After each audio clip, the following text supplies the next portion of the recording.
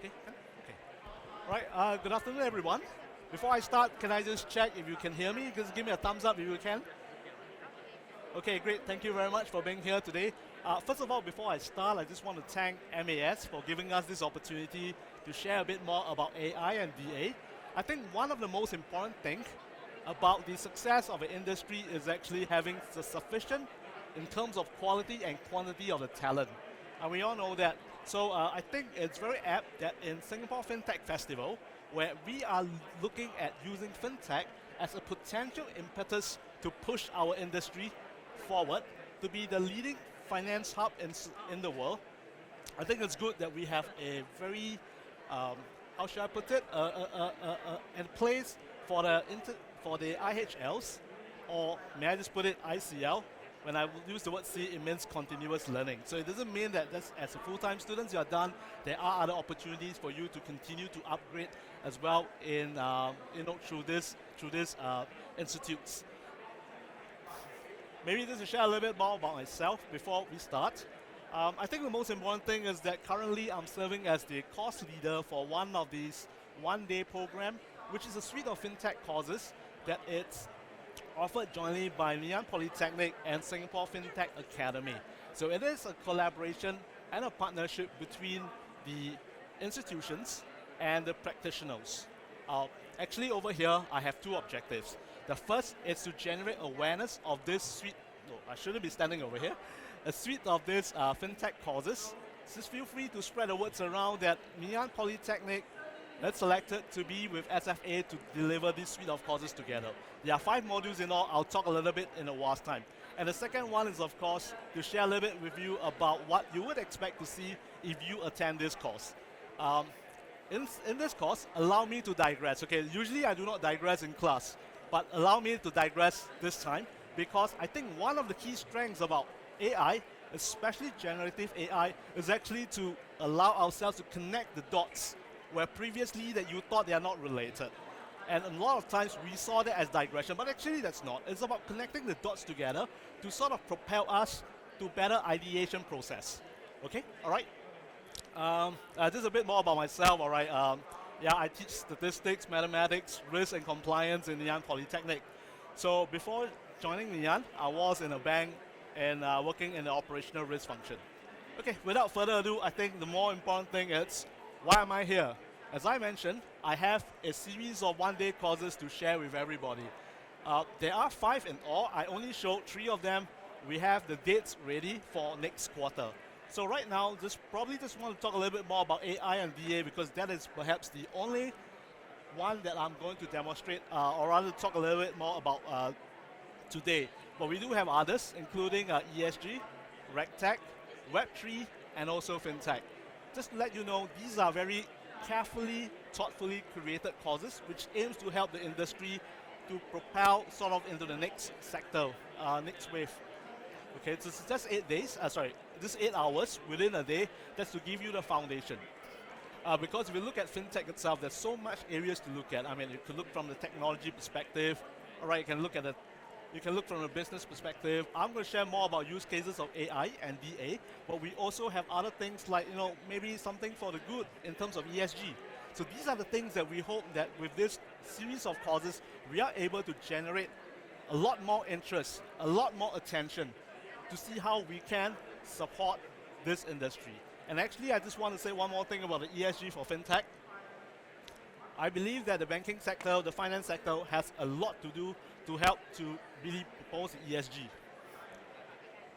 All right, because at the end of the day, banks are the providers of capital, the providers of funds. And if these funds are deployed in sectors and areas which could help to contribute to the betterment of the world, why not? We could be a part of it. And not to mention RegTech. Personally, I teach regulatory stuff in Ngee. This is something that's very close to my heart. But rest assured, you will see in a while's time that later AI will cut across every single one. Because AI is what I call a multi-purpose tool. I'll see it as a multi-purpose tool. And AI is continuously evolving. And it's not the traditional AI that we see.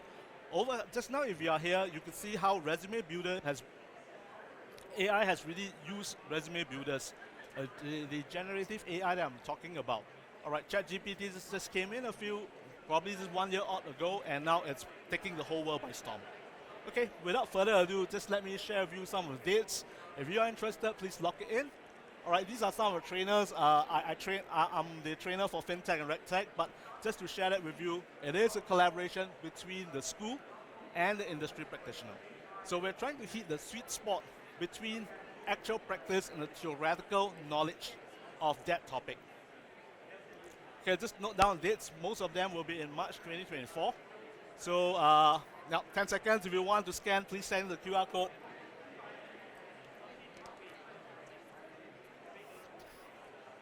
We'll hope to get back to you. And all the lessons will be held in 80 Robinson Road, ADRR, which is in the Singapore FinTech Academy in Robinson Road. Well, it's right smack in town. It's not in Clementi in the Polytechnic. Okay, so this is one of my biggest, one of my KPI today. That's to get you all to think about this, thought about this. I mean, never mind, you could just look at other schools as well. But I think the most important thing is, at the end of the day, we should be able to learn something, and also to bring it across. I, for one, believe that in such field, please do attend a course rather than doing OJT. The reason is because the courses are being very carefully curated, very carefully and thoughtfully curated to really, to really put all the materials together that you do not need to, go and stumble on your own, something like OJT. Okay, but anyway, with this, let me just quickly move on to the topic itself. All right, which is AI and data analytics. Now, again, let me just repeat this. I would love to digress. Sometimes you will hear me talking about other things, but seemingly they are related. Okay, so without further ado, let me just quickly run into what is AI. AI is a machine's ability to perform the cognitive functions that we usually associate with human minds. Okay, so basically, if you look at this, AI itself means you're able to do something which we tend to bring in as human. So remember some years ago, there is this Deep Blue that plays chess against Garry Kasparov. Or we have this Google that designed a machine that plays chess. It's not chess, but rather it's the game Go, with the best player in the world. So, and in both cases, AI actually won. Well, these are what we call very narrow AI. What do we mean by narrow AI? It simply means the type of AI that is used to perform a very specific function. All right. So the other type of AI is what we call general AI, which means it has a bigger or broader base in terms of cognitive functions. But folks, let me just share this one thing with you. At the moment, narrow AI is the only AI that is what I call realized AI. The rest are unrealized at the moment. It's still in the pipeline. Hopefully one day we will be able to achieve it. But at this moment, most of the use cases are with narrow AI. And of course, I know that one of the things that people are always worried about is, will AI take my jobs away? Well, I'm also worried, especially when I see generative AI, ChatGPT. But quite honestly, after doing some deep research about AI, my bigger fear is not about whether can AI replace me, but rather my biggest fear is, what other opportunities do I miss if I don't hop onto the AI boat? I think that's the thing, because AI can augment our decisions. AI can augment the processes that help us to make better decisions, and therefore make us more effective, efficient, and all these things. Okay? All right. So in short, as what I've been saying, AI is about mimicking the way human thinks, reason, and act.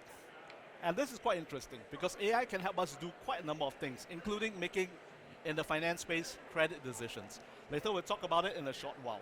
But first of all, let's just take a look. I know it's very wordy, but then that's lecturers. Lecturers all have this problem, right? Put as much things as possible on the slides to make it as complete as possible. The reason is because we're all students. We know that students, when they go to class, they don't listen. Or at least their attention span is never long. So therefore, what we're trying to do is to put as much things as there as possible. So when you download, you can read it on your own. All right, so what are the key trends enabling the growth of AI? I think these are the four.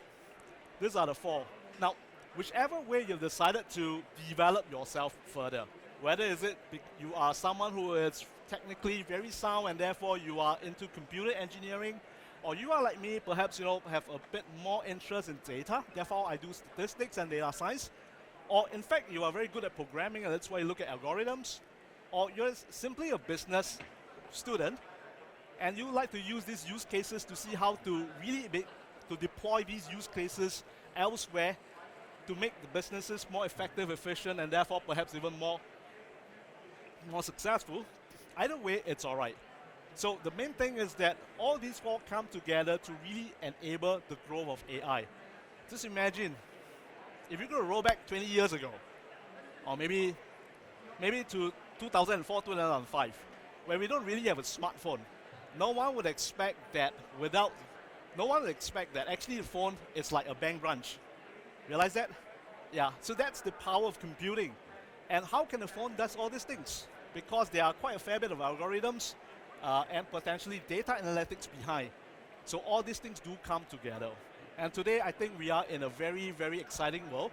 Not only we have this thing called traditional AI as we are looking at it, we have new form of AI, which is called generative AI.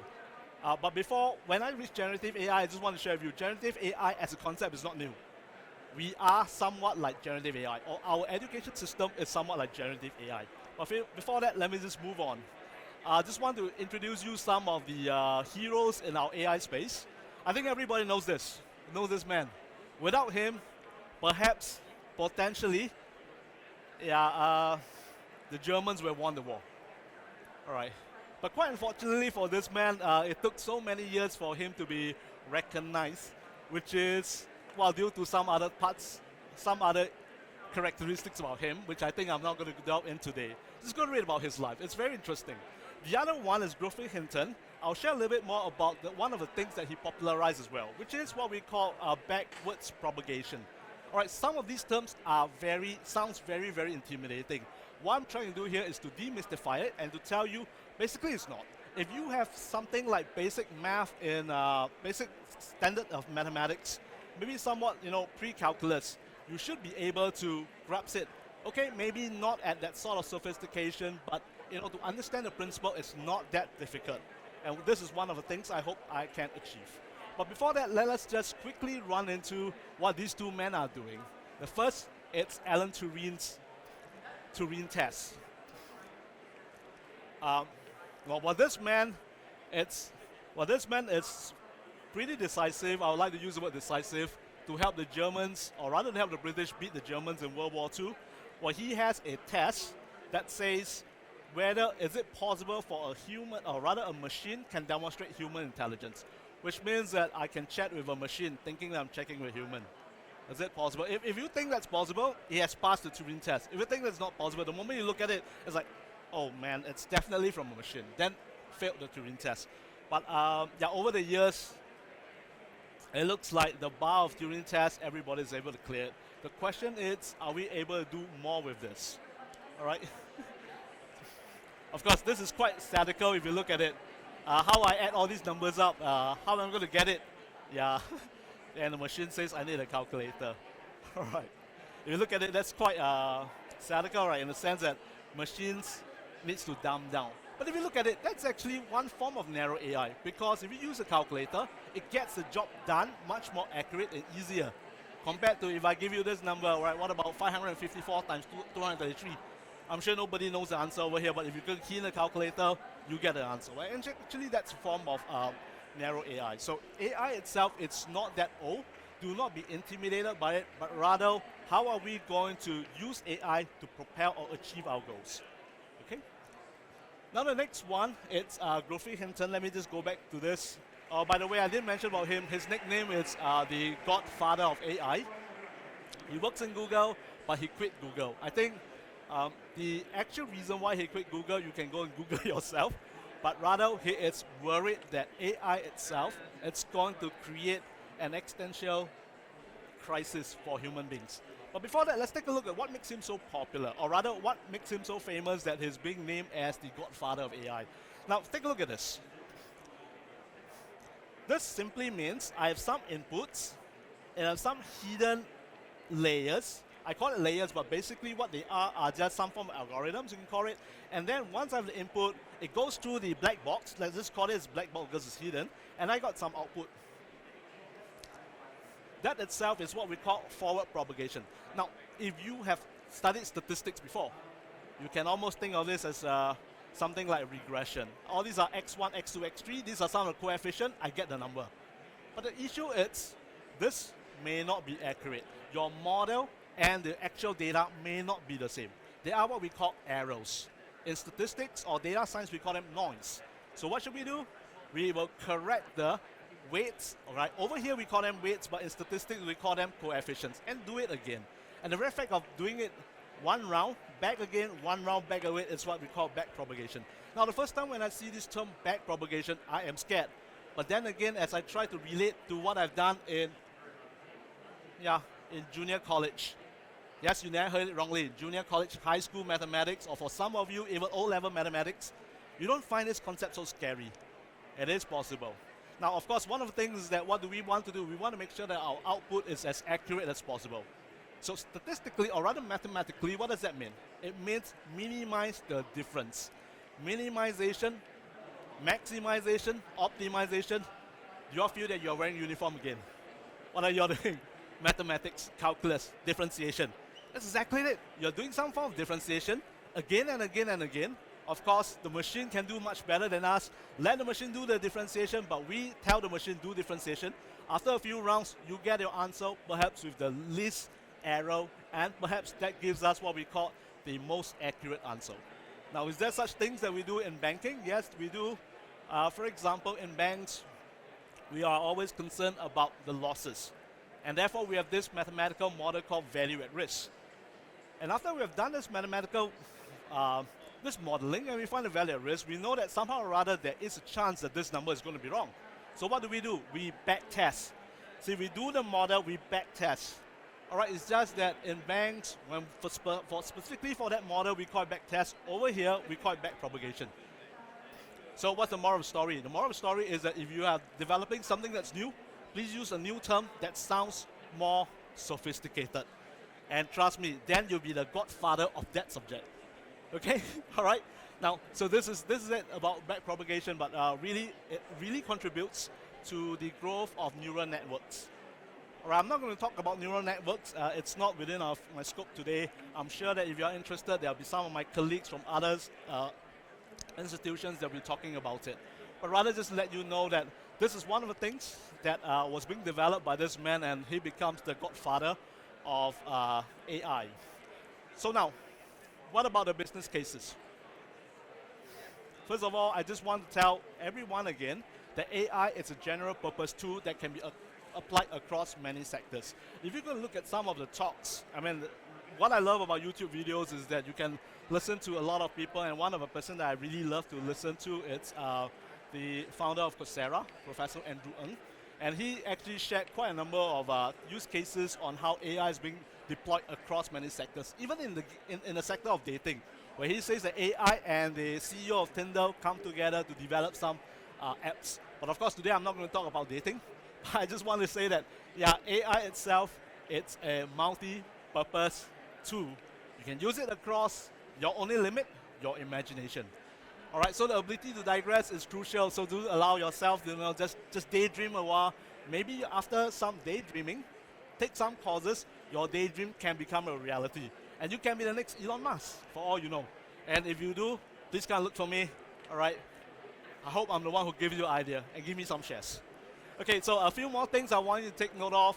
Some of the tools about AI now is machine learning, where deep learning is a subset of machine learning, natural language processing, or cognitive computing. So these are the collection of tools, but these are not the only ones. As you can see, there'll be more and more tools, even large language models, which a lot of my peers, later they'll talk about when they talk about generative AI. Now, one of the things that I also like to highlight is actually algorithm. Most of the time, we may be scared, especially for non-computing students, non-programming students, we will be scared by this term called algorithms. But algorithm simply means a set of instructions. Like for example, after we are done, let's all of us move over to the dining hall, order some food, eat together. That could be algorithm. Okay, I shan't say that in case the next speaker will come and scold me. All right, but yeah, this is actually algorithm. And one of the inputs of our algorithm is actually data. So do make sure that you have good data. I can't stress that much, although I didn't put it inside here. But really, when it comes to when it comes to programming, when it comes to AI, really, you need to have good data, because if you have garbage data in, you probably have garbage data out, and you don't get the data, you don't get your model working correctly. So please do ensure that whatever you do, please scrub your data, clean your data, do some sanity check on your data. If you can, apply some data visualization techniques to see whether it makes sense or not. At the end of the day, data, it's just an input.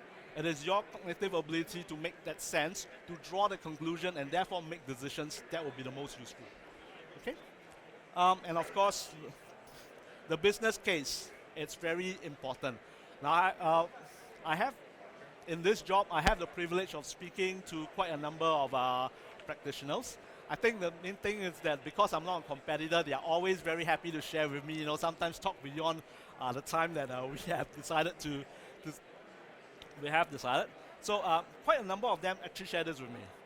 Do not go for there's no reason to go for the most sophisticated or most fanciful data. Always look at the business case. If the business case thinks, or if based on the business case, it makes sense to use perhaps structured data, which I'm going to talk about in a while, then just go for it. All right, or structured, because because the most fanciful technology are likely to be the more expensive ones. And over here, what do we hope to achieve with AI? It's actually efficiency. And in terms of efficiency, what is it? It means lower cost with the same amount of output, same amount of effectiveness, and same amount of accuracy. Okay, all right. Now, with that, perhaps let me move on.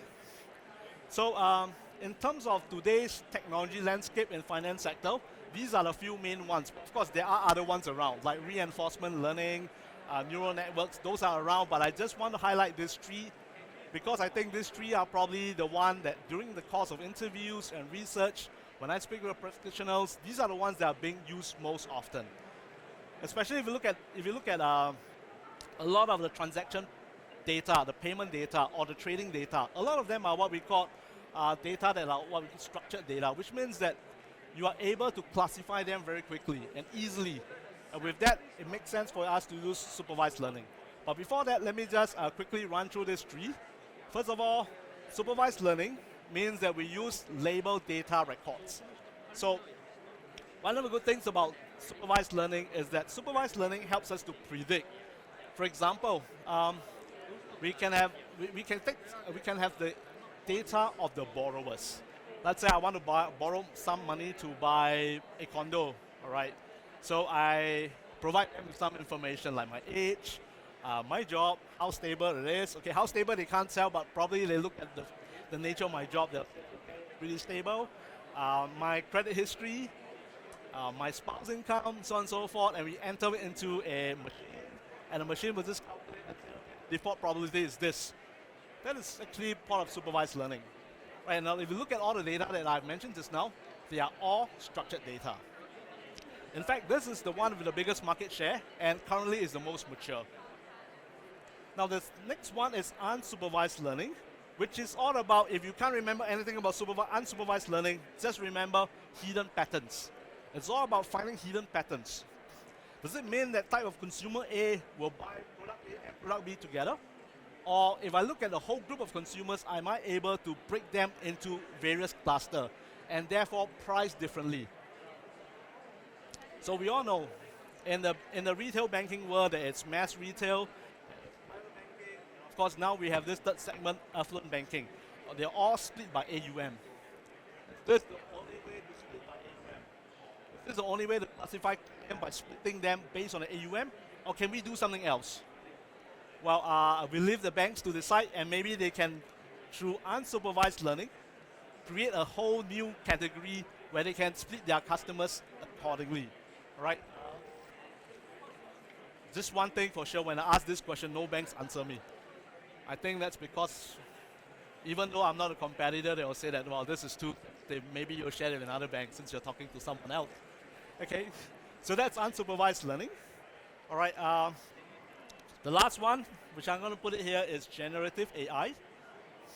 It's somewhat like a new kid on the block. If you look at ChatGPT today, it's version 4.0. It really took everybody by storm, I think, 1 year plus ago. Now, what is so unique about generative AI? As the word generate suggests, it creates. Of course, it's not creating something from nothing, but rather it's drawing information across all the models, all the databases to put things together. You'll realize that at the end of the day, they are better in connecting the dots. They're better in connecting the dots across databases. And therefore, you'll see that the ideation process using generative AI, perhaps it's more powerful. And there's no surprise that some of our banks, later I'll show you OCBC, UOB, they have been using generative AI to support them in this business. Okay? All right, so let me just move on to the next one. So this is just a very simple diagram just to show us what's the differences between supervised learning and unsupervised learning. Because for many years, this is the major classification when it comes to a lot of our data in the banking world. All right, so label data. Just imagine I'm doing trading, and therefore my settlement desk is going to settle the trade for me. So what do I have? Trade date, value date. What else? If you look at settlements, there's this thing called reference data. Whether it's static or dynamic doesn't matter, but whether it is static or dynamic, all of them has got information like codes, sticker codes. All right, if I'm going to buy DBS, what's the share? I think code is D05. All right, and other things as well. Not to even mention that even the currency itself, whether is it SGDs, USD or what, it's actually a code. So all these things are what we call supervised data. They're all labeled, and quite a number of times, a lot of these things require human intervention at the start. So that's why I say it is important when it comes to data analytics, please make sure that you do have your data scrubbed properly and correctly. Any missing data will change your decision. Now, for example, if let's say I put in a trade, I put in every information. Supposedly, I forgot to put in the price. Then the system should be able to throw that out straight away. Why is that so? Because I miss out one of the information. So as a human intervention, I need to make sure that everything is properly inputted before we move on. Okay, so that's very much of supervised learning. So what is the use case of supervised learning? A lot of time it is, when I talk about regression, it's actually about prediction. So classification and prediction. That's what supervised learning can do. Unsupervised learning, it's slightly different. All right, they do not label, so there's no label. We just put everything into the machine and let the machine tell us what is the differences. I think one of the most successful use cases, not in finance, but to teach this right, is actually to discover the different types of roses. If you have done your R101, all right, R101, they will tell you by looking at the petal size, the length, and whatnot, right, the different features. Okay, I'm not an expert in flowers, so I can't remember all the terms of flowers. But looking at these characteristics of flowers, they're able to say that this is one type of flowers, this is another type. What is that actually? That's clustering. That's clustering. So which means that we're able to break down, we're able to group this data into a few clusters, and therefore we can apply our business methodology accordingly. Like one of the examples I talk about is AUM, right? Could be others as well. The other one is association. Association means, let's suppose I have A and B. Does it mean that customers of product A, customers buying product A will always go for product B? If that's the case, does it make sense for me to link the two together to provide some form of sweeten the deal to make it to increase the ratio of buying? Probably so. So this is cluster association. Now the third one is what we call dimension reduction. Now dimension reduction simply means that there could be a case where there are just too many parameters, too many predictors. And you find that some of the predictors are not so crucial in helping you. So what do? You apply this technique called dimension reduction. So for the students of statistics, it's called principal component analysis, PCA. So you apply PCA to decide which are the parameters that are not useful, throw them out. Why? Because the more parameters you have, it stresses your computing capability. Right? Just imagine doing mathematically a correlation between 2 products and 3 products. You realize there's a lot more brain power that you need to use. Right? Granted that computing power is not free.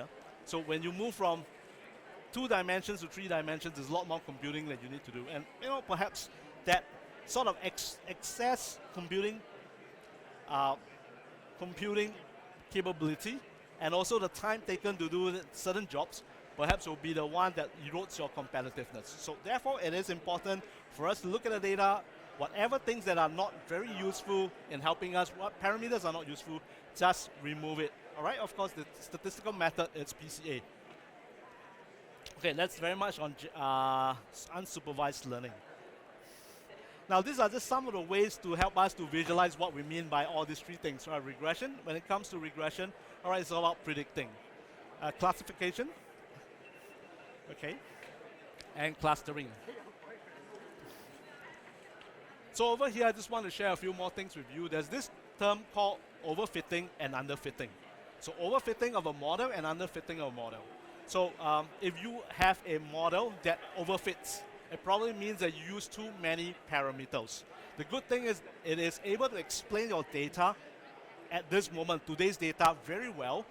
But the bad thing is that because you overfit by introducing too many parameters, some of these parameters will help you to create noise. Simply means that going forward, your model may not be that useful.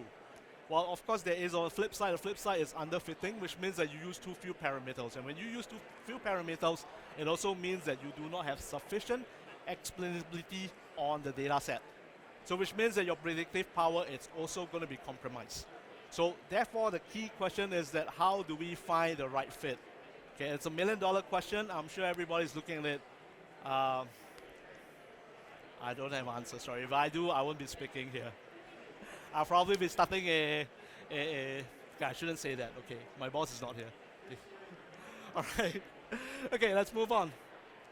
Now, I think this is the one that is exciting right now, which is the generative AI.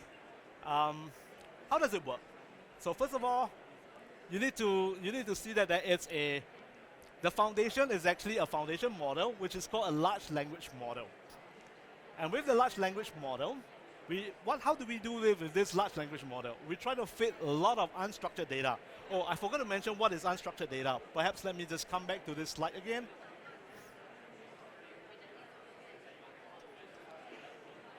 Oh, I have not mentioned that. Okay, so let me just jump a few slides. So the difference between structured and unstructured data, for structured data, it's all about those types of prices. So you can look at the transaction prices. Even the dates itself are structured data. So for unstructured data, it could be our phone messages, our text messages, our WhatsApp messages, or our photos. So, okay, with that, let me just quickly move back to this. So this is our foundation model, or known as the large language model. I think some of our colleagues later will talk about it. What we'll do is that we'll fit a lot of this unstructured data for unsupervised learning. And of course, there's a lot of things that it goes in, but that's beyond our scope for today. Now, let's suppose that this large language model is done. Then how do we use it? There's actually 2 approaches. One of them is called tuning. The other one is called prompting. So just now we may heard of this how to build a resume. So how to build a resume? You can prompt the so-called ChatGPT, which is actually this, to provide you with the information that you need. That's what we call prompting. Tuning means you add a little bit of data in to make sure that it fulfills your purpose. Now, this may sound very exciting, maybe something that it's really, how should I call it? Science fiction? But actually it's not. Now think about our education model. Our education model works somewhat like this. All of us have to go through 10 years of what we call compulsory education from primary 1 to secondary 4. That 10 years is somewhat like foundation model. After we are done already, you are given an option. What do you want to specialize in? You want to specialize in technology? Fine-tuning, just go and do something that is related to technology. It means that you can be a scientist, all right, a computer scientist or what. If not, you want to go and proceed on to be an economist, you can do the same thing as well, all right? So this is what we call tuning. So tuning works in that way. So what is so interesting these days is that this can actually shorten a lot of time. Now imagine last time when we need to create an AI solution. We start everything from scratch. And when we start everything from scratch, I think you can hear about some of the some of the, if you are here tomorrow, some of our students were presenting in the hackathon. They may tell you that some of these solutions probably needs about 9 months or 12 months to do it. Yeah, because that goes on a traditional model where they build the entire model from scratch. They collect the data from scratch. But let's imagine we have a large language model that captures all the data already. So what else do you need to do? You just need to fine tune it by providing data that is relevant to this task, or what you can do is you can prompt them to provide you with answers if the data is already there. Right, either way, it will reduce the time. And what does it mean also? It means that by reducing the time, you can save a lot of money. Can you imagine if, let's say, I need to have a whole team of engineers to do it for 1 whole year versus I need an engineer to do this for only, let's say, 3 months. It could save a lot of money. So potentially, this is a game changer to a lot of SMEs or mid-sized company. So I'm going to postulate further that next time, instead of having what we call venture capitalists whose job is to provide funding, I'm thinking, are there capitalists going forward just to provide this large model?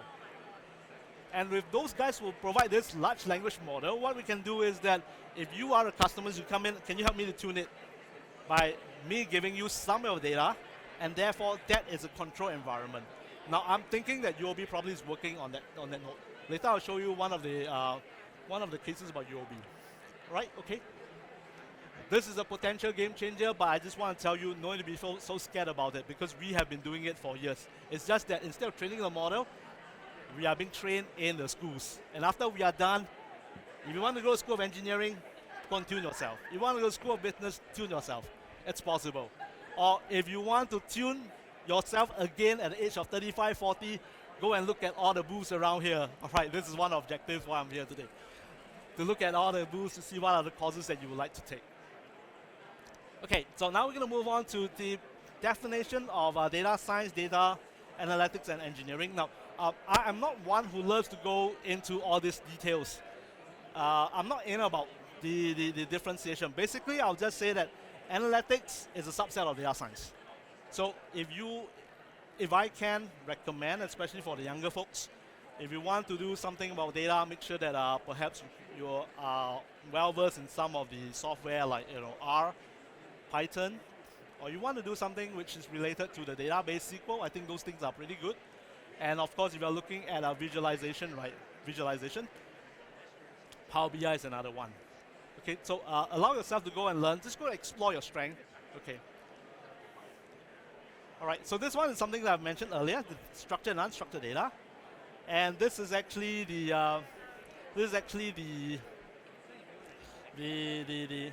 scope where you can see that machine learning is a subset of artificial intelligence and deep learning is a subset of machine learning. Okay, I was prompted, I only have 5 minutes, so do it very quickly. All right, so now let's just look at the use cases of AI and DA in FI. Why is there an explosion? I think these are the four reasons. Data is available. All right, to the extent that we are able to analyze photos, I think that's very important. And not to mention that infrastructure is there now. Think about today. Almost everyone is on cloud. If you're going to tell me that you're not on cloud or any bank is not using cloud, my first question is that does the bank have enough capital to invest in other things? Because if not, they should be on cloud. Not to mention about regulatory requirements. I think this is crucial because sometimes regulations may just come in. Now imagine those days where suddenly when Russia invaded Ukraine, there is sanctions imposed. I was told that the banks only have 1 week to quickly manage all these things. And not to mention that the competition is quite fierce, so there is a need to win in this competition. So AI is potentially the tool to win in this competition. Okay, I'm going to skip this completely, lack of time, but I just want to share this with you. Over here, I also like to thank Clearstream for giving for the interviews that I had with them. All right, they're sharing with me that how they use AI and DA to create a dashboard to provide insights into potential settlement failure. And with that, how are they going to mitigate that? Okay. Now, DBS also did something using this GIM to be the first bank recruiter. It really helps them to save time. Now, the next two, OCBC and UOB, are about to use generative AI to help them to ideate.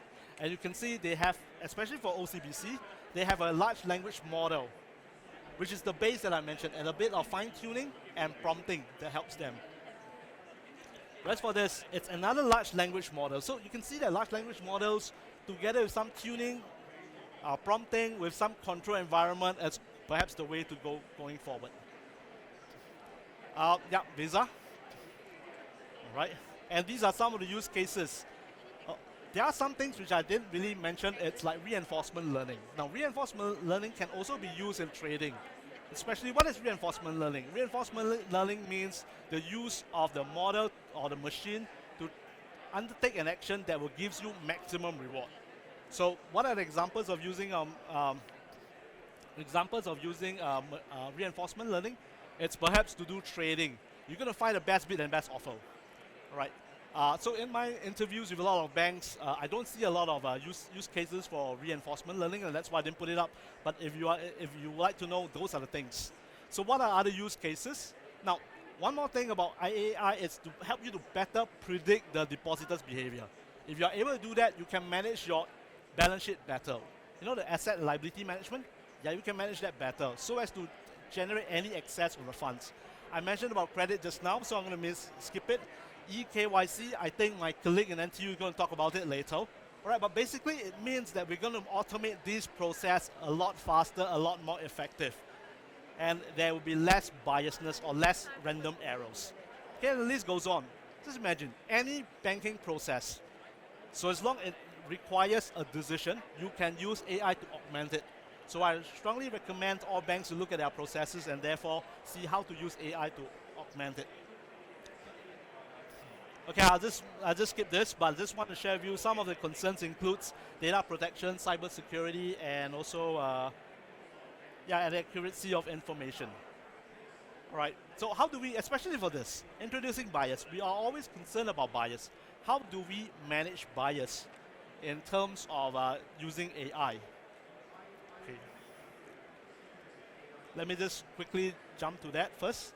Actually, one of the ways to overcome the bias is to train AI with larger and more diverse data set, right? Because if you only train your data set with this specific group of people, likelihood is that all your outcomes are only related to this specific group of people, or rather this market. It lacks the ability for it to predict, to sort of use this data to enter the other market. Okay, I was reminded again to speed up, so let me just quickly run through a few more things about what are the concerns or risks about using AI.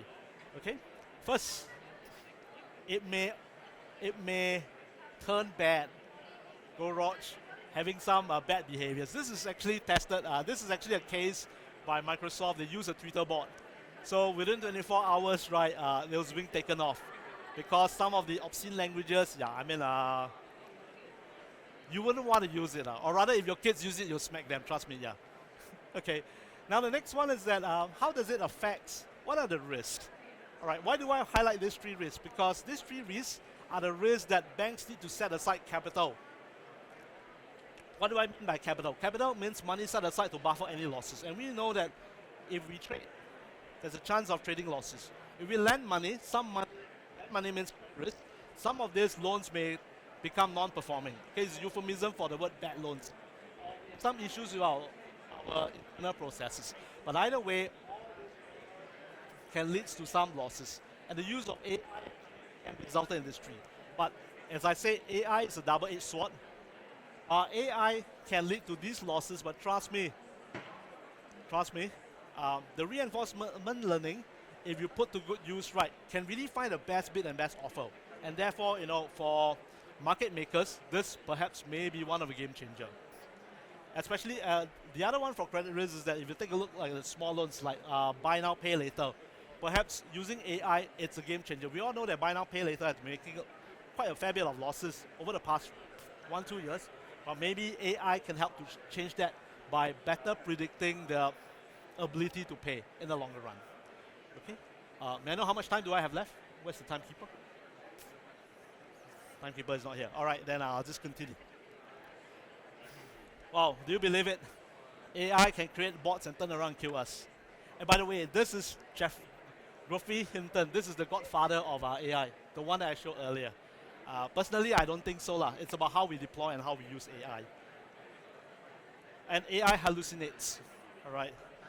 Maybe next time I put my name in the ChatGPT, they'll tell me that you're the most handsome man in the world. Okay, they hallucinate again, obviously. But these are some of the cases that's real, all right?